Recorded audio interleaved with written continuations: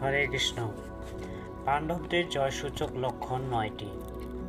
1. পাণ্ডবদের পক্ষে স্বয়ং ভগবান শ্রীকৃষ্ণের উপস্থিতি তাদের বিজয় সুনিশ্চিত করে।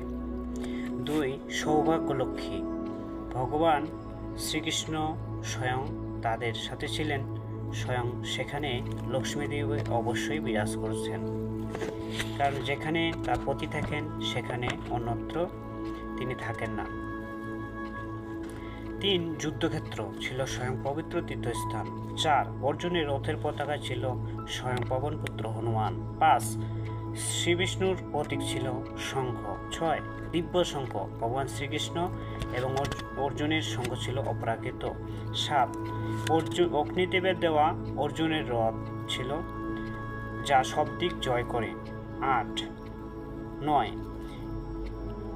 হৃদয় বিদীর্ণ হওয়া, পাণ্ডবদের হৃদয় কখনোই বিদীর্ণ করেনি, কারণ তাদের ছিল ভগবান শ্রীকৃষ্ণের প্রতি পূর্ণ বিশ্বাস, কিন্তু কৌরবদের হৃদয় বিদীর্ণ হয়েছিল। হরে কৃষ্ণ।